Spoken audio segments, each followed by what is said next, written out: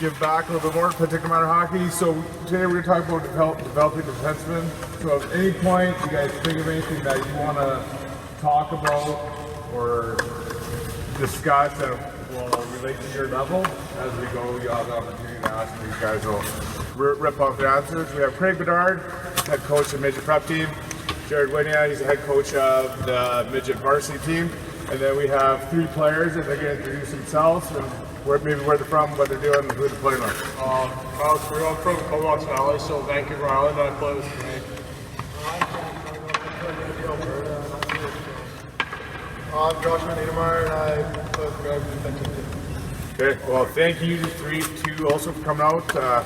So again, think of anything that you want to work on. We're going to start with maybe a little bit of shooting, some stuff that you guys do. Some skill development stuff, and then we'll get into some other drills. So like Jason said, for Jared and I, anything that you guys want, I don't know what direction you want to take it. I know that everybody's at different levels, so it doesn't matter really what level you're at. You're going to be working on puck skills and skating skills, and all the concepts are the same for defensemen all the way through. We're going to start with just some shooting skills, and they can be done half ice or they can be done in small areas, just in a shorter area. So I said you got smaller kids or maybe kids who don't skate as well, and you just want to work on those concepts instead of having them walk a full blue line, have them walk 10 feet or start at 20 feet so then they can shoot against the boards.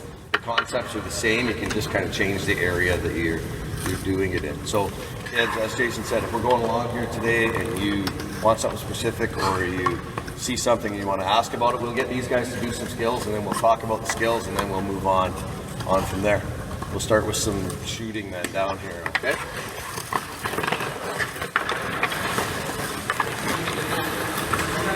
Bring you guys on each side.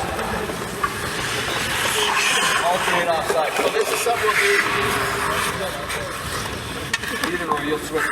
One of the big things that we talk about all the time, and you see the way it's going, we want to do the middle of the ice. So with our defense, we want them, as soon as they get the puck at the point, we don't want them stationary, we don't want them standing, we want them taking that puck to the middle as hard as they can. Okay? So there's 2 different ways that happens. One is they get the puck, and we'll talk about that, and they zip it D to D. That guy will walk down, he'll roll into the middle without the puck, and the other way is he's taking that puck to the middle. And the whole time that he's taking it, what he wants to focus on is trying to have that puck in a shooting position so he can put it through, and then roll it through with his eyes up so that he can make a pass or he can put it through to that net the best that he can. So this drill's real simple. He's just going to start from the blue line. He's just going to jump down, child jump down, grab it. He's going to pull back up quick. He's going to walk that line with his head up, trying to be in a shooting position, and then he's going to release it. Then your other side would just go. So Cruiser, the next time go over there. So you guys can get going now at speed. Go as quick as you can, Kunks.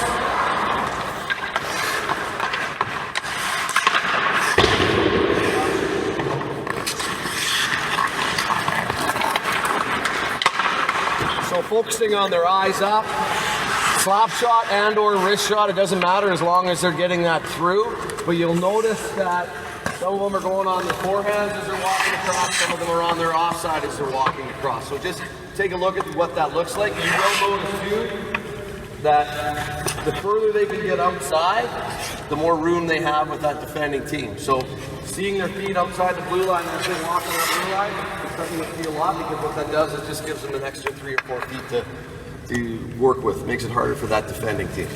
Anything to add? No, you'll notice too that when they're coming to the net, or sorry, to the middle of the ice, sometimes they'll be skating straight on, sometimes they'll be dragging, especially if you're a righty here, and everyone says which way is the most preferred to the middle, but they got to be able to handle every option there, okay? Especially when we start adding these pucks when they're coming in, if we're giving them rims and stuff, as righties over there, it's a lot more difficult. So just going through the actual reps, we start off again, we talked about progressions down here, as long as the basic concepts are the same, that's all that really matters they're working on. Craig team, he works with our top midget team with these guys here. Okay, my guys, okay, I usually just go basics, and what we can handle, we kind of go from there. So sometimes we're just taking down, we're coming up 2 strides over, and a quick shot. These guys are kind of going the full on, if that makes sense. What level were you at again? Midget varsity, so just right under these guys for midget. Go ahead, He's midget. As soon as I say that, see what happens? Go on, Cruiser.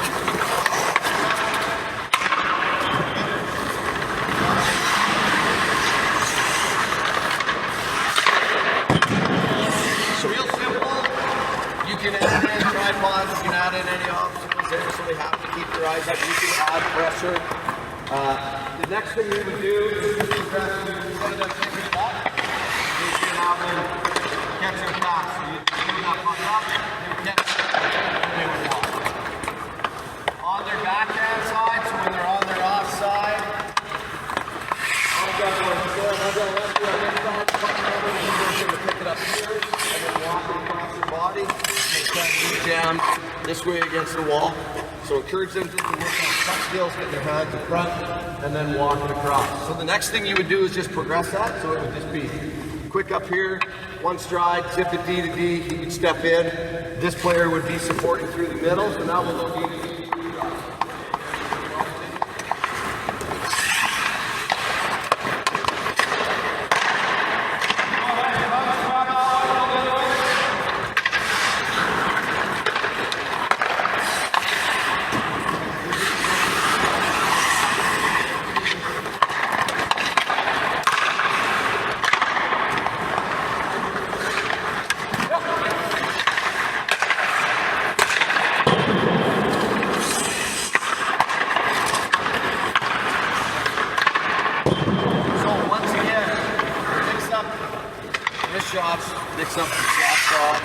Couple things that you can really encourage with those young kids. These are your guns doing a pass one. Is when I receive this pass, if I'm a lefty and I'm on my strong side, is for young kids, encourage them to stop the puck in front of them. And then get their body around the puck to shoot. Okay? What you see a lot of guys, they want to handle the puck, they want to bring it back. And in the process of doing that, they're losing control of it. So encourage, less stick handling, less is always more. Now I can get my eyes up, I know the puck's sitting right there, I can look around, it's not moving, and now it's a lot easier to do. Here's one, you stop it, get around it, shoot it. There to shoot. If you guys want to do a couple of those, you guys can just go D to D, get around it. I was talking about.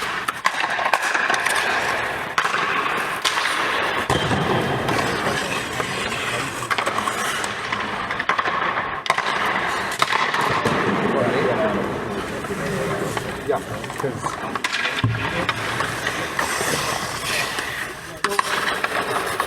one thing Jay was just asking, how many of you have the young kids? What do they want to do when they get the puck back here? Yeah, or skate, right? They want to skate to the net, into the pressure, and that's simply because it's a big rink. So they want to try to get the puck there in the net or in the air a lot of times. So they're trying to get closer to that net.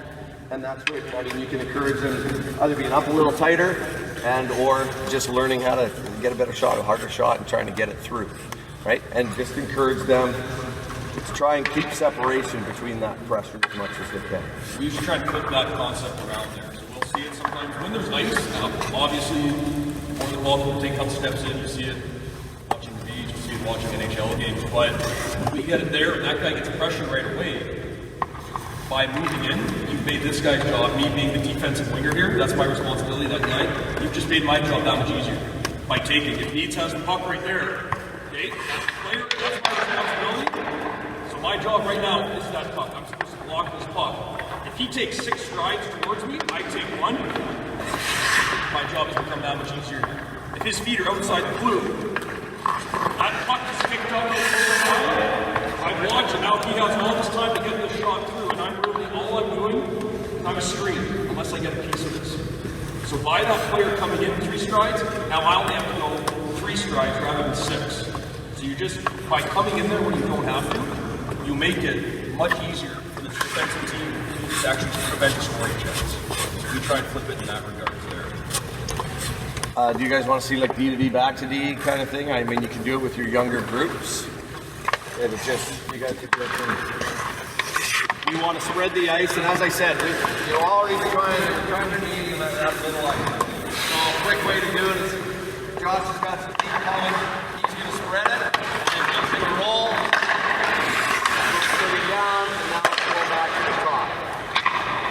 And you would have your forward that made that that pass would be up here. So you're just trying to shift the shape of the team. I know that doesn't really matter with some of your younger guys, but just the concept of, you know, the puck side is normally where all the kids are going to be with your groups. And if you can move it to that weak side, you're going to be way better off because of it. So getting in that habit of getting it, moving it to where that group has to reestablish and shift their shape. And now you're just rolling it. So just go live on the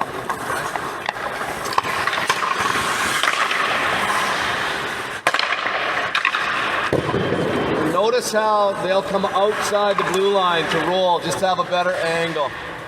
Just going B to B. Walking, out, up. Okay. Now, I don't know if you watch Josh, but that's something you can teach from a really young age, is just deception.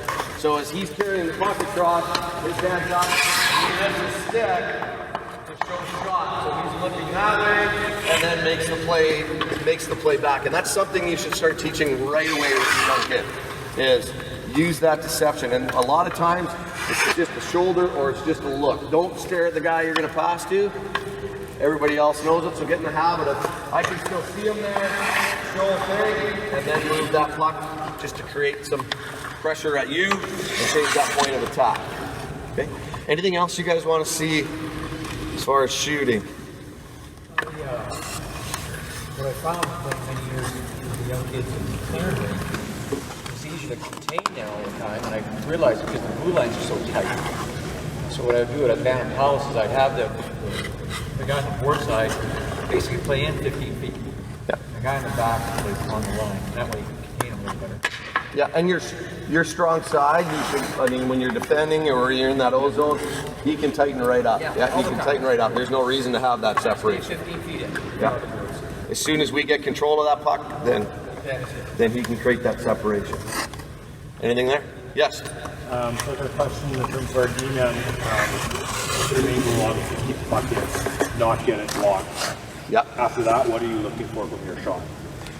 To get it through, so I mean, their job is to get that puck through, but you're shooting for sticks. So, I mean, obviously, these guys can all shoot the puck, so when they're shooting with their heads up, they're identifying forwards and identifying their sticks. So if that's the shooting lane they can get, we can get redirects, we can get tips. If they see there's a good screen and they have an opportunity to walk in, then they're shooting, they'll shoot to score. Tell them, guys, what do you see? What do you look for, Josh? When you shoot? Mostly just the sticks. Wherever the forward puts you, trying to aim there. You're not trying to score from there. Well, you are. If someone's driving like that, shoot kind of.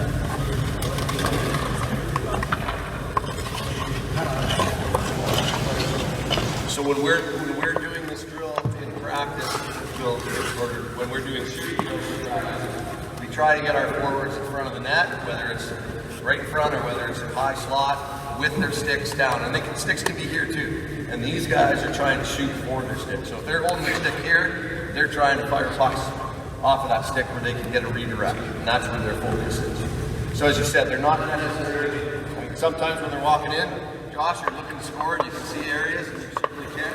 Cruiser comes, you just buried one on the weekend. So yeah, that's a good question. A lot of times it's just getting pucks through. Just getting pucks through the net. Hitting the net is an issue there.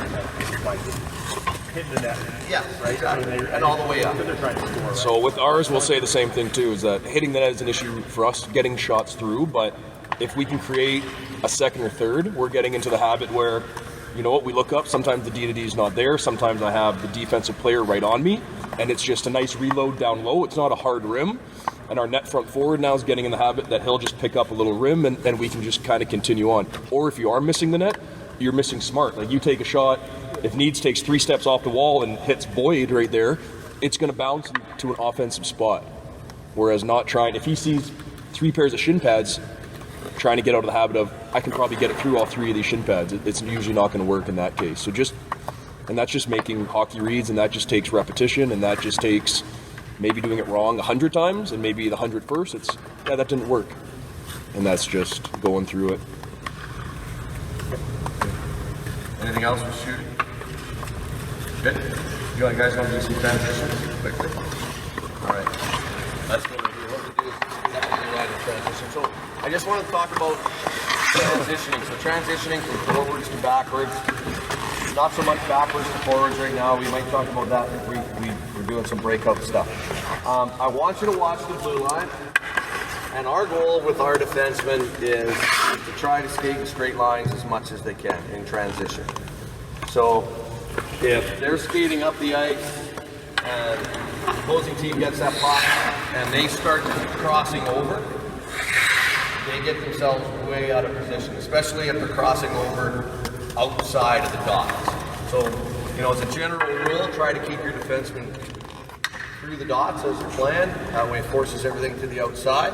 But the more crossovers they take, the further it takes them off of that line and the worse position they get into. So, simple thing and a good visual for you guys is when we do our transition skating with our power skating people and those things, it's one crossover and then try to come straight back.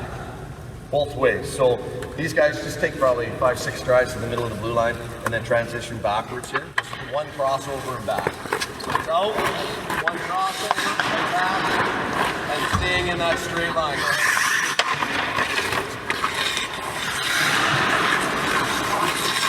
Trying to maintain that straight line. And then obviously you're doing both ways and getting going with that. Then you would do that with pucks, but trying to maintain straight lines. Yeah, trying to get out of the habit of you have to get back as fast as possible. We'll see it with younger players where they 10 hard strides, I can go as fast as I can, so there's a turnover trying to get out of the... Whereas these three guys who just did it in one motion have accomplished the exact same thing, and I'm still in this dot lane here. So those 7 little strides, I've just put myself... Here, I've made the forward attacking me a little bit more room if he gets by me, and a good forward if he's straight in front of me is going to take that ice that I just left over. So trying to eliminate those choppy little quick strides, one powerful stride, and you're right back in to your skate stride, just like these guys did there. And sacrificing speed then, or is it just technique? Keep your speed's going to stay the same. That's the idea of going through the reps. So practice. Perfect that one is great, but also you're keeping position. If the puck's right here, you have it. Well, I'm going to take a great spot here. If the puck gets there, turned over, now I got to go. This guy's already in the blue line problem before I can actually come back. And that's an over-exaggeration, but that's kind of the theory behind it. Yeah, exactly. So it's easier for them to stay in position by limiting those crossovers. It takes them more on a lateral path. And it's the exact same thing on the offensive side. These three guys, his entire team is very good at it, watching them. When their team does turn it over, they're eager to take one step straight up and get gone. Whereas if we want to get an offense quick, if it takes a D-man 6 strides and you're coming out like this, up, his window might be gone there. So they can kind of stop on a dime, get up quick. You might just gain a stride on that back checker, and there's your passing lane for a scoring chance. So at the higher levels, it happens very quick. So trying at a very young age to learn that basic skill kind of goes a long way. So maybe, like, how often, for these guys that are on that camp for me, how often do you guys work on individual skills compared to, like, tactics? Every day. Yeah. Individual skills we'll do every day. Whether it's just a focus with split forwards and D within the drills. I mean, these guys' job is so repetitive. Up and back and transitioning and moving the puck. So every drill basically gets into that individual skill, and then you incorporate that into your tactics and then incorporate that into your team systems as you go through. But yeah, individual skill is every single day. I did a drill last night. We put out 4 line forward to backward transitions, and I found if you just tighten the lanes up, then it creates that good habit. Whereas when we first started it, the cones were spaced out so far apart, it was actually, the drill was designed to create bad habits by getting them to do that wide transition. Yeah. So just as simple by tightening the cones up, really worked well. Yeah. So if you watch these 3, we'll get them to go backwards now, and then transition from backwards to forwards, and you'll see they'll ride your edge, and this toe will point the direction, or should point in the direction that they want to go. So if they want to go back up ice, what a lot of young kids will do is they'll ride this edge for a little bit, they'll put this toe down, and now they'll be going this direction, and then try to get it going. So as soon as they set that toe down, they want to ride this edge and float off that leg and get going back up there. So start backwards and then transition up on that blue line. So watch the foot that he's going to step on. You can ride that edge more. You don't need to stop. Just roll there, up, and now moving forward. So little drills you can do. Good. Now, what you'll see right away with your kids, even the young ones, is who has flexibility throughout their hips. Some of your kids won't be able to get their hips in some of those positions. So sometimes it's not so much that they're a bad skater, sometimes it's that they're not very flexible. So a lot of times you can identify that right away, but straight lines is what you want.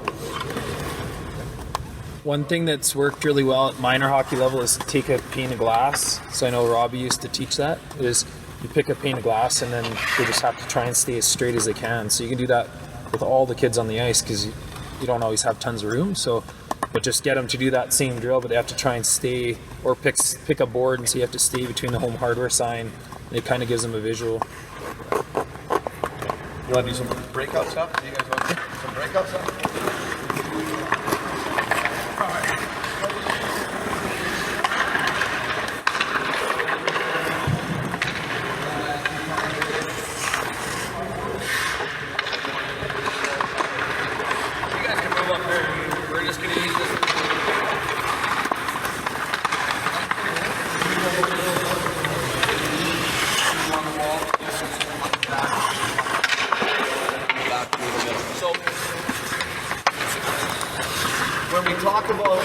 Breakout skills. The thing that you can focus on with your young groups is obviously skating, so it's pivoting, it's picking that puck up. So just little small area stuff. You can have 6D going, you can add a forward to this to put pressure on, you can use the rest of the ice with your forwards if you only have half ice. So in this one, Sons with your reguard is just going to come up and back. You can spot a puck in the corner, and what we're looking for him to identify first, where his guys are, picking the puck up and moving as quick as he can. Now you can work on that transition that you talked about. So he's up, he's back, he's going to pivot. Now you pick up the other puck the other way, look at it, and now you can get that middle off. Okay? So,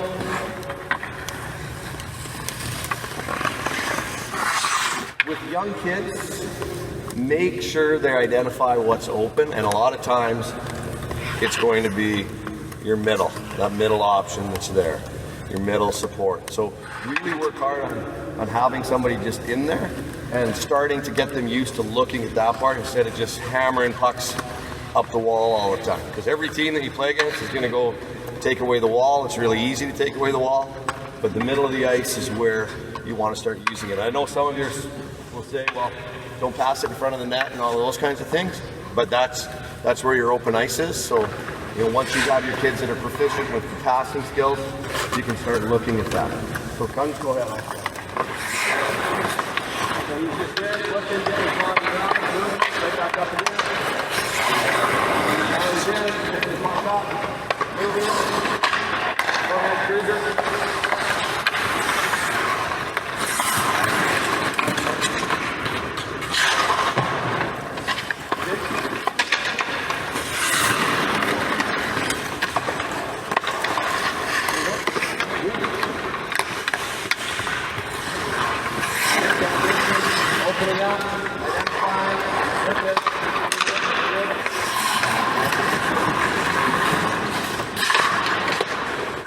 So, with young kids, talk to them like when they're going in. Look, who are the bad guys? Where are the bad guys? Where are the good guys? Like identify that so that they're looking through the rush. So they're looking to see, okay, where's my pressure coming from? That's going to kind of dictate which direction I'm going to go. And then who am I trying to pass that puck to?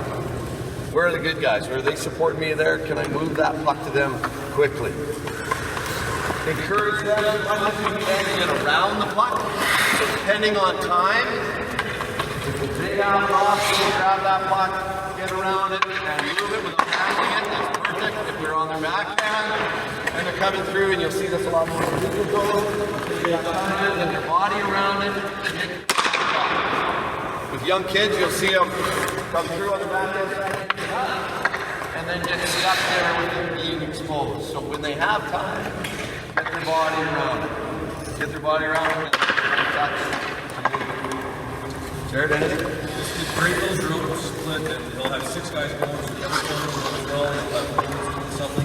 Then you progress to add a little foot checker here, so you take away the option. We've kind of done it where the guy in the middle or the wall, even if you're lefty or righty, maybe you're taking passes here, the next time you move this, just to keep the shoulder checking, making sure they're looking, because I have personally our team that they see a body over here, and that's where it's going, whereas one missed pass to somebody's backhand now could be a turnover. So we're trying to progress it to the point where, you know what, now the stick lane's here, now the stick is here, and just kind of giving it a little more wrinkles there to make it a little bit tougher, and then, again, the base concept, this ties in right to we have pressure 5-on-5 here, this little basic skill here, so like Craig's talked about, I've noticed, and Dave's noticed as well, just less handling of the puck usually makes life easier for everybody involved.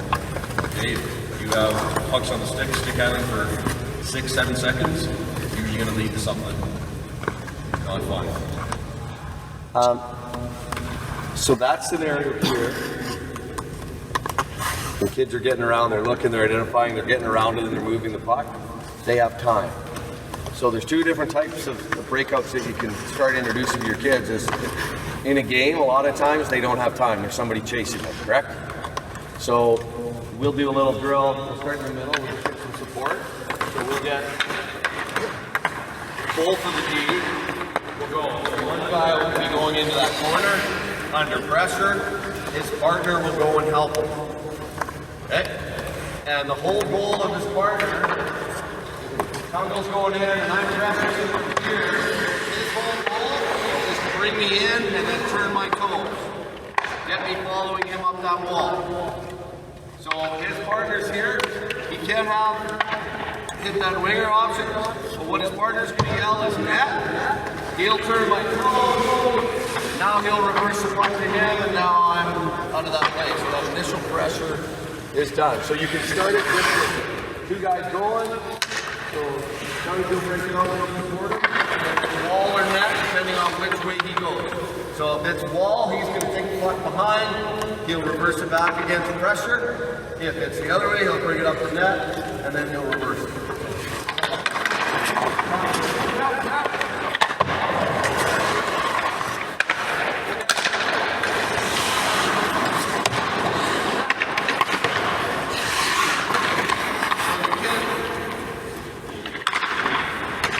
This with a checker, and it makes it a little bit easier for them to read. A lot of the stuff that you're going to simulate with pressure like that, it's way easier when you have a forward chasing them. They're not going to be running them through the boards in practice, obviously, but they're going to take away an option. So if I spot that puck on camera and I'm here, he knows he's got to go that way, and now once I get here, he's bringing it back the other way. And his support is going to be right there. Now, with our group, with any team, we're way more effective when we have quick, close support with each other than if your friends way over there on that side, we're under pressure and forcing, especially with young kids. Keep them close, get quick, close support, and go from there. Every option there, getting comfortable with that. You know, there's kids that come to the team this year, they go, I was allowed to run the puck last year. Well, there's going to be cases where the rim is the correct place. So being able to differentiate when that is the correct place. If you're doing a rim every single time, it's probably not the right option. But being able to make those reads, and his D doing a great job of understanding that, you know what, I've sucked the forechecker, his toes are facing the way, he's committed to me. Now you kick it, now you have an easy breakout there. That's where that 1 foot pass works wonders there, right? If they initiate that play and that forechecker hasn't turned yet, that forechecker just continues his path, and now he's kind of pressuring his partner there.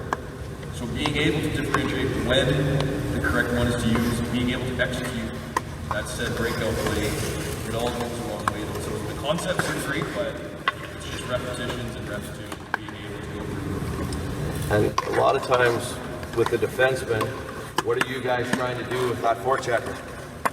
You trying to bring them to you, or you trying to get going?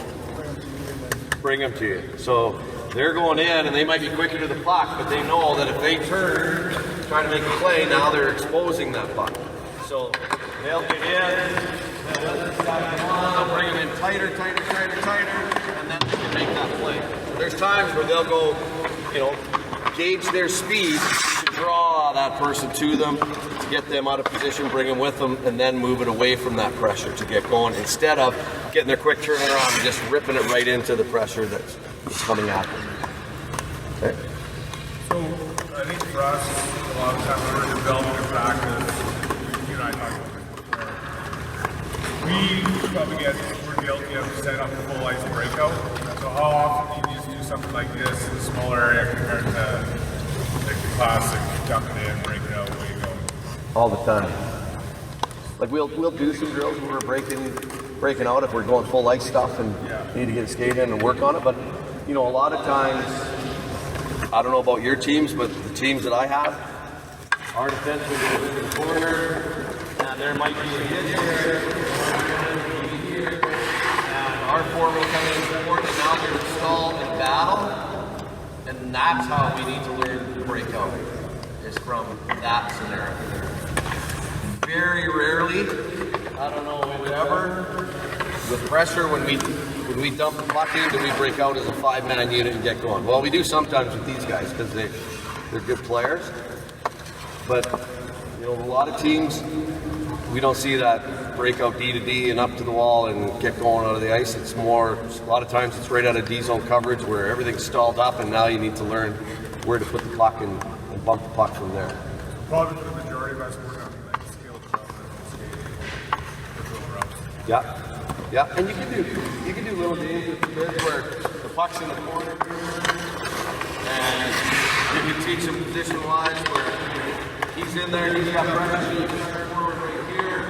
A lot of times that wall's going to shut down, so what should he do with that puck? And his partner's here, and all he needs to do is just pump, get a little away from the pressure, come behind, now he can get going that other direction. If your kids are really skilled, then you'll be able to get in the middle here, but your easiest way, and the way I would teach your young kids, is you've got it here, fire around, he picks it up, and now you can get going over your weak side all the time. And you can just tell them to count. If there's 10 kids on this side of the ice, we want to use the other side of the ice. That's the easiest for us. So when you break it, like a full ice breakout, when you break it down into small drills, into pieces, and then progress up in a single practice to a full ice? Or will you do the small portions of the breakout? Yeah, like we'll do 2 practices, and then on the last, say, the 3rd practice of the week, put it all together. Yeah, we do that. Like we do a lot of whole part whole stuff where we'll talk about a concept, and then within that concept we'll break it down to position specific. So, for example, for forwards it would be coming in and open pivoting and showing a good stick and communicating, and for D it would be the skating skills, getting around the pucks, moving that puck. So even passing drills, like it's something as simple as standing around that circle and passing it and playing with somebody in the middle trying to check it. We do that all the time as far as just getting them to use deception and move it, because that's what they're going to do, and then progress it into what you're doing. But within your drills, your warm-up shooting drills or whatever, yeah, you can do a lot of it. So you could have the D doing this and the forwards working on just open pivoting, picking up pucks and getting going. Jared? I know when we're doing like maybe line issues or something, or we're doing something, we'll start with that stall that Craig just had. So you'll have one guy just simulating kind of offensive player. The D-man will kick it, the D-man will break out, and there's your 3-on-2. Then they're done for that drill. But you just simulated that, okay, we're kind of getting in the habit, maybe not without thinking about it, that this is how we cause that turnover, just a good D zone. So the D are working on the skills quick, it takes 2 seconds, break out, there's your 3-on-2, we'll reload another puck, another 3-on-2. All right, then they start in the far corner, and again, they start, one D's there with the pin, it's like we simulate the one scrum, and you're broken out, and there's your 3-on-2 again. So that drill takes up 2% of the actual drill that's taking place, but it's just a habit that you can never touch on too many times. So the drill that we just did with the middle support and the wall support, and him breaking out, you can have them going twice. You can have them go 4 times, hitting wall, hitting middle, hitting wall, hitting middle, and then you can progress it where This one's cold. He comes in, and as he's looking back now, the coach takes away one option. So it forces him to make that play. And you can get him back to the coach, come through, goes, now it forces him to look. You want to go on, it just requests their thinking a little bit very simply. And you can do that at any level, all the way up. It's fun. See if they can pick out which way they're going. Hey, where to now? One concept thing maybe you could talk about is like net fronting as opposed to playing off the back post, or like what are you guys teaching, or does it depend on your personnel, or? Nope. I mean, we would do the same thing. So this net front position. Yeah. Well, the big thing we talk to our guys, the big thing these guys work on all the time is their stick, having a good stick. So it's always on the ice. Our net front player, position-wise, depending on where the puck is, if the puck's on this side, on the strong side, we'll have a D in that battle, and we'll have our net front D on that strong side. Now, if cruisers have 3, he's their high forward, so they've got 2 forwards in, that D will want to get out here. What most young D want to do is they want to stand in that blue cape here. So you can get off of here. You can go halfway into this area depending on where your wingers are or where you want them to play. But it's just in this area. Now, what happens if it's a 2-on-2 in that corner with a centerman and an RD and their 2 forwards and this is their 3rd forward, we talked about using the back of the net. So if I'm in position here, I can defend here, I can sort this out with the weak side winger if anything's going on, but now when he gets a puck, I can just yell bump it. Now I've got body position on this guy. And, you know, the big concept for your young D is a big piece of metal. Because they can't skate through it. So you can come through, you can use that net if he wants to chase you that way. If you get through in that way, you can stop, you can make different plays, but use that net to your advantage as much as you can. So the other thing that we talk about is the day of hunting cruisers. The day of a forward standing in front of the net, and the defenseman standing behind him and cross-check him in the back, doesn't happen anymore. So our net front, we want to be loose to be able to go, and then we want to take away sticks. And these guys will get physical and knock guys down, but a lot of times we need to get in their hands, taking sticks, net front, and then going. Penalty kill, you're always fronting, and then just trying to block pucks. Okay. Anything else to add to that, guys? Or do you do net front? So they talked about before when they were doing shooting concepts, what are they looking for? When you're trying to score goals, they're trying to hit sticks, whether they're in the air or there. So on the defensive side of it, I should probably take away some of those sticks, because that's a very good ball right there.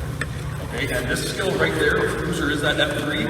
You'll notice NHL games, you'll notice at higher levels too, that they'll throw their F3 up here, so with their feet. So now it's very uncovering for D-men that never done in their life. From the safety of their crease, like, each side they're very comfy being this close, because they think that is the safe spot. Whereas if that comes, makes that pass up from F3, who's right here, he's got to come a long way.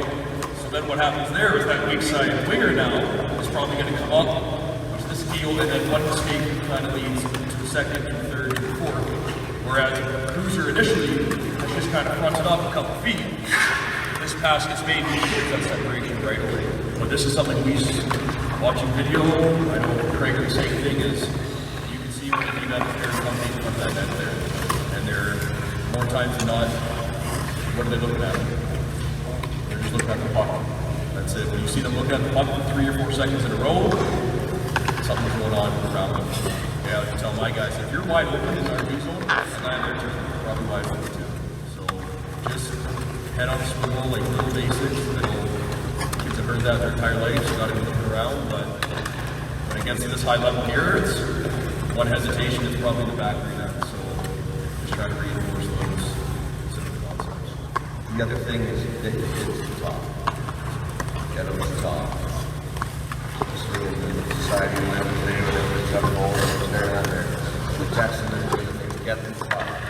These guys know their games are way better and it's way easier if they communicate. It makes it, you know, it's like having another guy on the ice when you have everybody talking, or these guys working in such close tandem with each other that communication is paramount. Where they want the puck, where guys are, who's got who in coverage as it gets moving around, and it's, at their level it's pretty fast, but with the young kids just playing small area games, 3-on-3 and those things, just sorting out who's got who and where you want to go with that puck when you get it, makes it easier. Does it make life easier? Yeah. My bad, I'm not rather text each other. Yeah. But find different ways, even if you do little fast drills, have them yell their favorite food or their favorite car or their favorite movie there or something, just so they're screaming and yelling at each other, and they can find it brings a lot more energy to the group. I know when we practice and it's quiet, it's a little mundane. When the guys are going and yapping and talking and there's a little bit of excitement, it's good. It's much better. It brings that energy level up. First pass efficiency. Like, what are you doing with the D-man to work on that? And just passing. Yeah, we will work on, lots of drills where they're just what you saw, going back and picking up pucks. But we'll also work on in here. We will just work on lots of different passing drills in here, station and passing drills. So you can go 3 guys, just be able to start out just moving that puck. We'll talk about soft catch passing. So we don't want to hear that puck with their stick. We want to hear soft hands. You want to pass with your eyes. Then you can get them catching the puck on their forehand, across the body, moving on their backhand. I'm a big believer in teach your kids to pass on the backhand, forehand, it's all part of the game. Don't always say, just pass on your forehand, or never touch on your backhand. Do everything, make plays. Can you push it up to the guy forward? Yeah.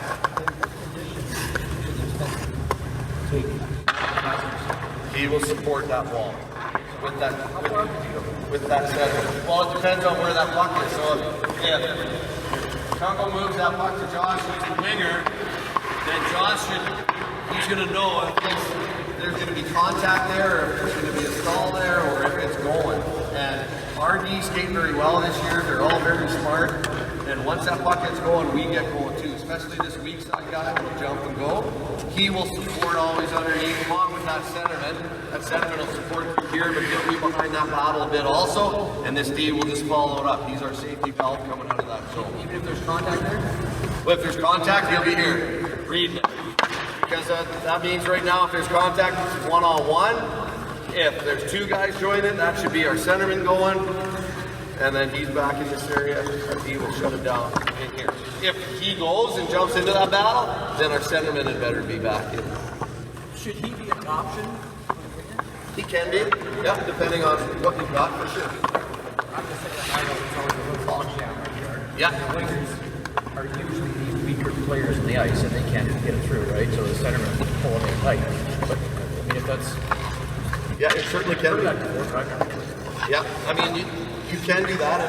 I mean, with the younger kids, he's net front, you move it to here, if Josh moves it back to me, it's very easy to go right back and up here and going up that weak side. It's a tough play in the game, but you definitely can. They can't make it half. They end up being support if their back are down. Yeah. Right? So it just seems like an natural option. Yeah, and it makes sense. And the big thing, is make plays, right? Support each other. So wherever that puck is, you need guys there. You need to support. It needs to be quick. It needs to be close. Communicate. So if that guy is open, tell him he's open. Make the pass, and then work it up from there. That's how I would work with this with the young kids. Just support each other. Be ready for the puck. And talk to each other. And that D zone will get better. The whole game will get better. Is there anything in particular teaching you when F1 and F2 are just on that D right away? Like you showed how watching the toes there, if both F1 and F2 are on, is there something particular you're teaching them? You could, in that case, if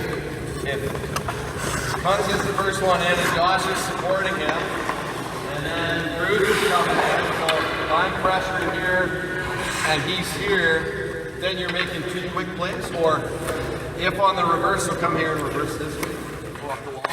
So I go here, he bumps it, he goes on there, he brings this guy, and now you've got your centerman coming in to help out. So it's just the same thing again. So if it's real close, just get the three guys in tight to support each other. They could be just little frequent back. That's the corners there too. That's just 2-on-2 right there. Just cement comes in, and that's centerman on get back. Good job watching your centerman. Lots of times you can't do that. Get pressure. When you reverse them right away, they get pressure again. The centerman is the next option now. And then it's just easy break. It's just one progression. You to center, and then to turn and get your wingers back behind. And if you have 5 guys working hard to get back, it's usually pretty easy for all making the correct play there. Most teams aren't going to send all three in the forward block. Some might, but a lot of them aren't going to send three below the goal line. So that means your three need to beat those two, and then you'll have time to get out of that zone. And not always the center, but just your F1 back. In most cases, it is the center. But he's got a tough job. The key doesn't have to stay in front of the net. No. Get in there. These two will go and support each other. So a lot of times at our level, both of those guys are going to be going to that puck because they need support. Our centerman, or our first forward back might be 40 feet away still. So they need to get in, they need to help each other. They work together as a unit, and then they, when our forward gets back, then they work that into their situation as well. But first and foremost, depending if they're getting heavy pressure, they're both going that same side for sure. And that centerman will come back and fill the middle and then work into that, depending on what. And the centerman coming back has no problem at all playing the quote-unquote weak side position. So if he's there, he knows the D are fine, he's not going to panic, and the D's not going to panic if they're in there. They just have 2D and they're going forward. The centerman is playing net front, he's trying to find their F3. So he would be the guy to see if their F3's up here, he would want to come halfway up, and they're just in D's in right there. Panic, sometimes the D blows a tire, maybe if two forwards come back first, they all just got to know their responsibilities and all works on the line. I think part of the key there too is that they're not, often you see it, is they're not getting their toes turned. So they're trying to chip it to their partner and then they're just turning. So now they're still under pressure. You just move the pressure to another spot, right? So that's what we talked about. Like one of the concepts is don't be scared to bring that player to you. It's way more beneficial to bring him to you and then make you play away. Especially with up to Pee Wee, there can't be any contact anyway. So just draw him to you, get him going with you, and then reverse that flow to you. You want us to do some agility, like some skating, this kind of stuff? Sure. Okay. We'll do the wide drill, guys. We'll start. You can work this off a dot. So Cruiser will go first, and you can go as far as you want with it. So Cruiser's going to come up, he's going to start on the dot, he's going to come up, he's going to pivot to the middle of the ice, he's going to be back to the dot, and then he'll work come back, he's going to open up, he's going to sprint to that corner, he's going to stop, he's going to explode back, he's going to go up, he's going to go back, and then he's going to go to that far post. So go ahead. So up, back, opening, stop.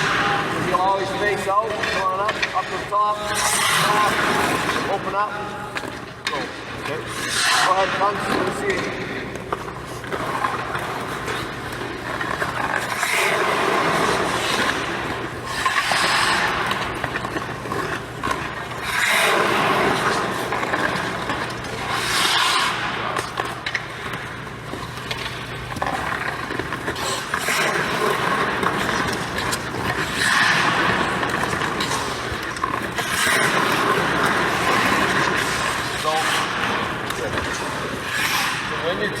Young kids you want to try to limit your crossovers here. Okay?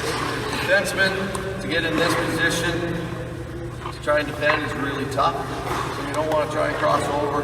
So as they come up, they're pushing their back. Now they're going to point this toe in the direction and just float in. When they come back the other way, it's the same thing. They're opening those hips and pushing off. Go ahead, they're working on that. No crossovers at that dot.